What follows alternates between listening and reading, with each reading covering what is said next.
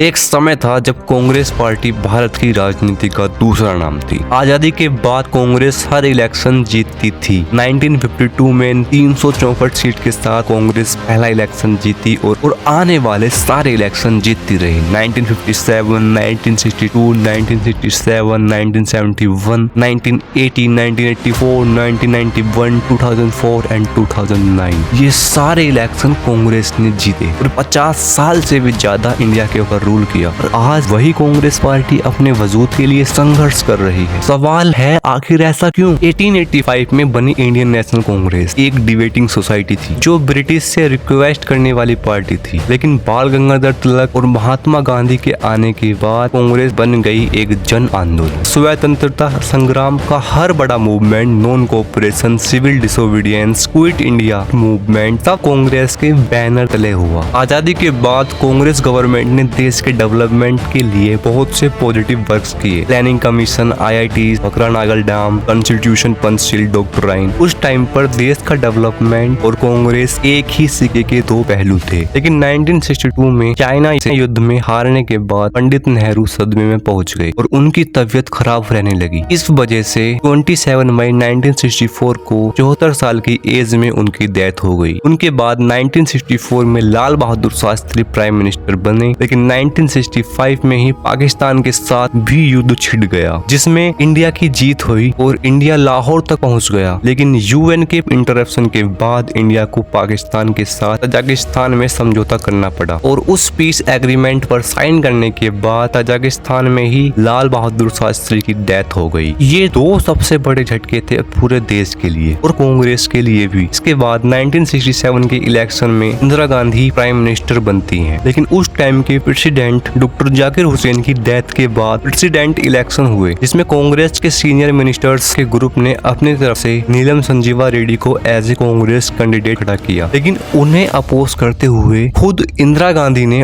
उस टाइम के vice president BV गिरी को एज ए इंडिपेंडेंट कैंडिडेट खड़ा किया और इसकी वजह से एक डायरेक्ट क्लैश हुआ सिंडिकेट जो सीनियर लीडर्स थे और इंदिरा गांधी के बीच। और यहाँ पर इंदिरा गांधी के खुद कांग्रेस में होने के बाद भी उन्होंने अपने MP और MLA से कहा कि वो अपनी मर्जी के हिसाब से वोट करें जिससे वो वोट देना चाहते हैं। और जब फाइनल रिजल्ट आया तो उसमें कांग्रेस के ऑफिशियल कैंडिडेट हार गया और जो इंदिरा गांधी ने इंडिपेंडेंट कैंडिडेट खड़ा किया था वो इलेक्शन जीत गया। और इसलिए इस इलेक्शन के बाद कांग्रेस पार्टी दो हिस्सों में स्प्लिट हो गई और दो न्यू पार्टी बनी, कांग्रेस O जिसमें के कामराज, मोरारजी देसाई, निजलिंगप्पा जैसे लीडर थे, और दूसरी कांग्रेस R जिसमें इंदिरा गांधी, जगजीवन राव, फकीरुद्दीन अली अहमद जैसे लीडर थे। लेकिन इसके बाद जो इंदिरा गांधी वाली पार्टी थी कांग्रेस R वो बहुत ही कमजोर पड़ गई। लेकिन इसके बाद इंदिरा गांधी ने ऐसी स्कीम पर काम किया जो गरीब और मिडिल क्लास को सेंटर में रखकर प्लान की गई थी।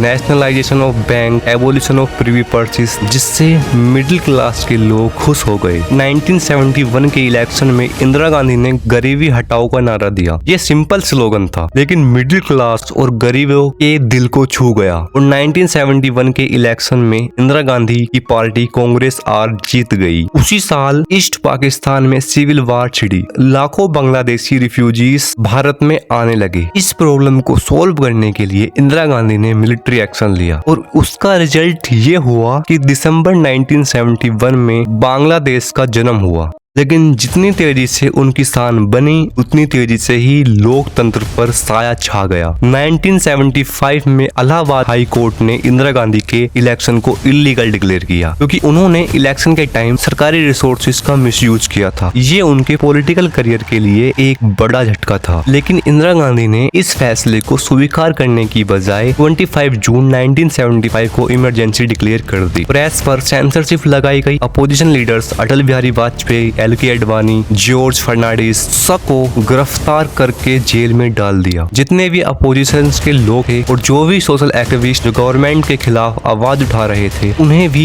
जेल में डाल दिया। यहाँ तक कि मेरे खुद के दादाजी को मीसा एक्ट के तहत 2 साल के लिए जेल में डाल दिया, जबकि वो तो किसी पार्टी से जुड़े हुए भी नहीं थे। देश का संविधान सस्पेंड किया गया। कोर्ट, प्रेस और पार्लियामेंट सब एक ही लाइन में खड़े थे। कहाँ? प्रधानमंत्री के सामने। स्टरलाइजेशन मास ड्राइव्स जारी किए गए जिसमें गरीब लोगों की जबरदस्ती नसबंदी कराई गई। कांग्रेस लीडर्स संजय गांधी जो किसी पद पर भी नहीं थे, उनका दबदबा बढ़ने लगा। इंदिरा गांधी ने सोचा लोग भूल चुके होंगे, इसलिए 1977 में चुनाव घोषित किए, लेकिन जब रिजल्ट आया तो कांग्रेस का सफाया हो गया। इंदिरा गांधी और संजय गांधी दोनों को हार का सामना करना पड़ा और आजादी के बाद पहली बार कोई नॉन कांग्रेस पार्टी इलेक्शन जीती, वो थी जनता पार्टी, जिसके अंदर सारी अपोजिशन की पार्टी एक साथ आई थी। लेकिन जनता पार्टी के नेता आपस में लड़ने लगे, सरकार अनस्टेबल थी और इस चीज का फायदा इंदिरा गांधी ने उठाया। इंदिरा गांधी ने 1980s में वापस चुनाव लड़ा और एक बार फिर कांग्रेस की जीत हुई, लेकिन इस बार कांग्रेस वो कांग्रेस नहीं थी और ना ही लोग इस पर पूरा भरोसा कर रहे थे। 1984 से 1991 का दौर कांग्रेस के लिए इमोशनल भी था और कंट्रोवर्शियल भी था। 31 अक्टूबर 1984 इंदिरा गांधी को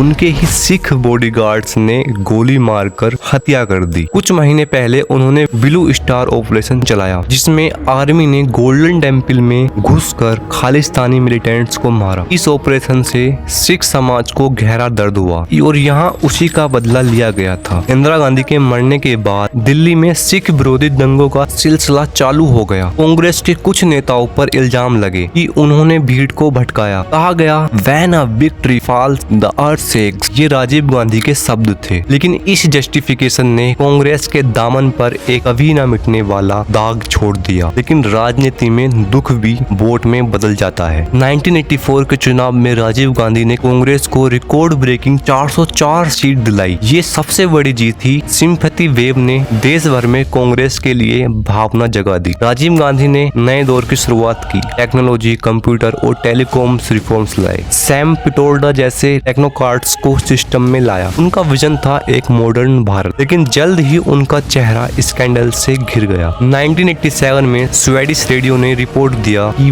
वोफर्स गन डील में किकबैक दिए गए, कांग्रेस पर भ्रष्टाचार के आरोप लगाए गए और यहाँ मिस्टर क्लीन की इमेज को सबसे बड़ा झटका लगा। एक और मुद्दा जो राजीव गांधी के लिए सूल बन गया, शाहबानो केस। एक डाइवोर्स मुस्लिम औरत को मेंटेनेंस दिया गया सुप्रीम कोर्ट के द्वारा, लेकिन मुस्लिम क्लर्जी के दबाव में राजीव सरकार ने एक कानून पास कर दिया जिसने सुप्रीम कोर्ट का फैसला ही बदल दिया और ये कांग्रेस पर मिनॉरिटी अपीसमेंट का पहला दाग था। ये सब स्कैंडल्स का नतीजा 1989 के चुनाव में दिखा। कांग्रेस 400 से सीधा 197 सीट पर आ गिरी। राजीव गांधी पीएम नहीं रहे और कांग्रेस भी हार गई और यहाँ से कांग्रेस का मोरल गिरता गया, क्योंकि इस पॉइंट ऑफ टाइम से कांग्रेस अभी तक कभी भी मेजोरिटी सीट जीत नहीं पाई। जब भी कांग्रेस ने सरकार बनाई, कोलिजन अलायंस बनाकर अब उसने अपनी गवर्नमेंट बनाई। 90s के दौर में लिबरलाइजेशन आया, लेकिन कांग्रेस की पकड़ कमजोर पड़ गई। नरसिम्हा राव इकोनॉमिक रिफॉर्म्स लाए, लेकिन उनके दौरान अयोध्या में बाबरी मस्जिद गिर गई। बीजेपी ने राम मंदिर इशू को पॉलिटिकल वेपन बना दिया और 2004 में बीजेपी की इंडिया साइनिंग कैंपेन भी फेल हुआ और कांग्रेस वापस आई। मनमोहन सिंह एक इकोनॉमिस्ट पीएम थे, लेकिन पॉलिटिकली वीक थे। यूपीए फर्स्ट ने नरेगा, आरटीआई जैसे कानून लाए और यूपीए सेकंड जो 2009 से 2014 तक रही, उसमें गड़बड़ ही गड़बड़। 2G, CWG, कोल स्कैम। लोग अब कहने लगे कांग्रेस यानी करप्शन और उसी वजह से अन्ना हजारे जैसे सोशल लीडर्स धरने पर बैठ गए। पूरे देश में एक आग फैल गई और इतना बड़ा प्रोटेस्ट था कि हर कोई इस प्रोटेस्ट को सपोर्ट कर रहा था। हर आदमी भ्रष्टाचार के खिलाफ आवाज उठा रहा था और उसका इफेक्ट देखने को मिला 2014 इलेक्शन में। 2014 में मोदी लहर ने कांग्रेस को 44 सीट पर ला दिया और 2019 के इलेक्शन में राहुल गांधी खुद अमेठी से हार गए और राहुल गांधी की लीडरशिप पे क्वेश्चन उठने लगे। पार्टी संगठन बिखर गया। गोवा, MP, कर्नाटका में खरीद फरोख्त ने कांग्रेस की नाक कटवा दी और मीडिया ने भी बस बीजेपी और मोदी का ही नैरेटिव दिखाया, क्योंकि अब वो मीडिया नहीं, गोदी मीडिया बन चुकी थी। कांग्रेस का मैसेज पब्लिक तक पहुंचा ही नहीं। एक पार्टी जो कभी दिल्ली से कश्मीर तक राज करती थी, अब कन्याकुमारी से कश्मीर मार्च करती है। सवाल ये है, ये यात्रा एक नई शुरुआत थी या एक अंतिम कोशिश? राहुल गांधी ने एक नई पहल की, भारत जोड़ो यात्रा। कन्याकुमारी से कश्मीर तक लगभग 4000 किलोमीटर की पद यात्रा। नारा था नफरत के खिलाफ मोहब्बत, पोलराइजेशन के खिलाफ एकता। इस यात्रा में राहुल ने रोड साइड हलवाई से चाय पी,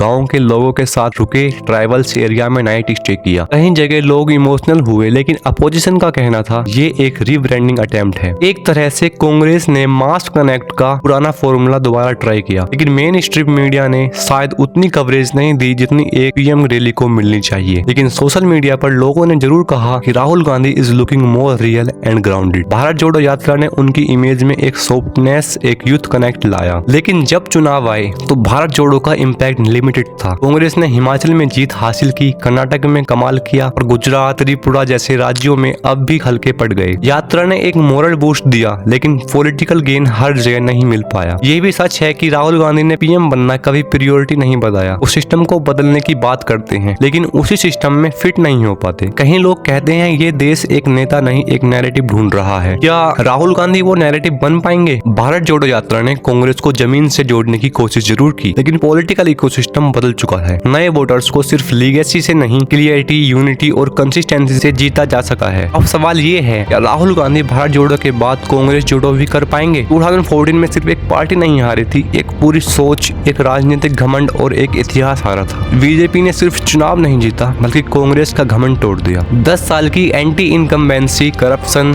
स्कैम्स जैसे 2G, CWG और पोल और एक साइलेंट पीएम की इमेज कांग्रेस 2014 तक अपने सबसे कमजोर मोड पर आ चुकी थी। भारतीय जनता पार्टी ने नरेंद्र मोदी को पीएम फेस बनाया, एक clear, bold and energetic leader. Result 2014 में बीजेपी 282 सीट्स और कांग्रेस सिर्फ 44 सीट। 2014 के बाद कांग्रेस एक राष्ट्रीय पार्टी से एक रीजनल फोर्स बन गई। स्टेट्स जैसे असम, राजस्थान, MP, छत्तीसगढ़, जहां कभी कांग्रेस की पकड़ थी, बीजेपी ने वहां भी कदम जमा लिया। राहुल गांधी ने कुछ जगह मुहिम की, लेकिन लीडरशिप क्लियरिटी नहीं थी। मोदी ने एक नया नैरेटिव बनाया, देशभक्ति, डेवलपमेंट, हिंदू प्राइड और कांग्रेस मुक्त भारत। जब पीएम मोदी पूरे देश में रैली कर रहे थे, कांग्रेस इंटरनल कंफ्यूजन में थी, किस मुद्दे को उठाएं, किस नेता को आगे लाएं। कांग्रेस के अंदर से भी आवाजें उठने लगी। G23 लीडर्स ने खुला पत्र लिखा पार्टी हाईकमांड को। कपिल सिब्बल, गुलाम नबी आजाद जैसे नेताओं ने राहुल गांधी की डिसीजन मेकिंग पर सवाल उठाए। कई बड़े नेता पार्टी छोड़कर बीजेपी या रीजनल्स पार्टीज में चले गए। 2024 आते आते कांग्रेस की प्रॉब्लम क्लियर हो चुकी थी। Not just vote but vision का क्राइसिस। मल्लिकार्जुन खड़गे को प्रेसिडेंट बनाया गया, लेकिन असली कमांड अभी भी एक परिवार के हाथ में थी। इंडिया अलायंस में भी कांग्रेस को बिग ब्रदर मानते हुए छोटी पार्टीज को हेजिटेंट थी। एक समय था जब कांग्रेस देश थी और देश कांग्रेस, लेकिन आज ना कांग्रेस में जोश है, ना वो दिखाई देने वाली लीडरशिप। मोदी एरा ने एक चीज तो क्लियर कर दी कि सिर्फ लीगेसी से देश नहीं जीता जा सकता, नैरेटिव बनाना पड़ेगा। और कांग्रेस अब भी एक नैरेटिव ढूंढ रही है। आपको क्या लगता है, क्या कांग्रेस वापस आ पाएगी? क्या उन्हें गांधी परिवार से अलग सोचना चाहिए? कमेंट करके बताएं। और अगर वीडियो इन्फॉर्मेटिव लगा हो तो लाइक, शेयर और सब्सक्राइब करना ना भूलें।